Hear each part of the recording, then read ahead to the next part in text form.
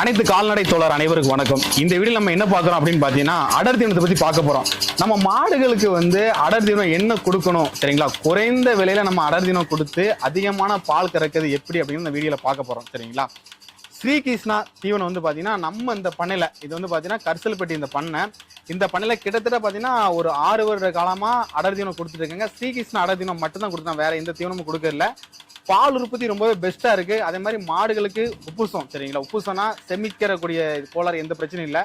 மாடுகளுக்கு மடி நோய் எந்த வித நோய் வரல, அவ்வளோ தெளிவாக இருக்குது. என்ன காரணத்துக்காண்டி அதே மாதிரி பாலோட தரம் பார்த்தீங்கன்னா ரொம்பவே நல்லா இருக்குது. எதுனா பாலோட தரம் நல்லா இருக்குது அப்படின்னு பார்த்தீங்கன்னா எஸ்னஃபெட் நல்லா இருக்குது. அதே மாதிரி நம்ம நேரடி கஸ்டமர்கிட்ட இவங்க நம்ம பண்ணையிலேருந்து பால் பார்த்தீங்கன்னா நேரடியாக தான் நம்ம சிட்டியில் திருநெல்வேலி சிட்டியில் கொடுத்துட்ருக்காங்க.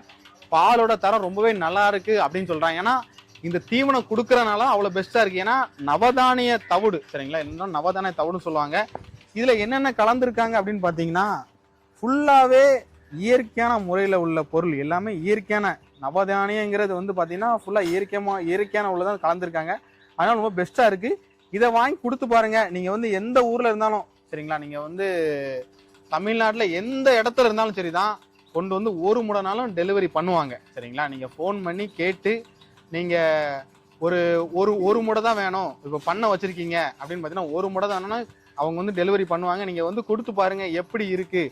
ஒரு டைம் பயன்படுத்திட்டு அதுக்கப்புறம் நீங்கள் மறுபடி வேணுமா அப்படிங்கிறத நீங்களே ரிட்டன் எனக்கு நவதானிய தவிடு கண்டிப்பாக வேணும் அப்படின்னு நீங்களே சொல்லுவாங்க. ஏன்னா அவ்வளோ பெஸ்ட்டாக இருக்குது.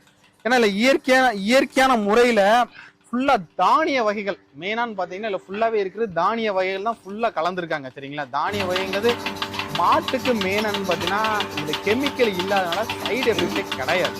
அவ்வளோ பெஸ்ட்டாக இருக்குது.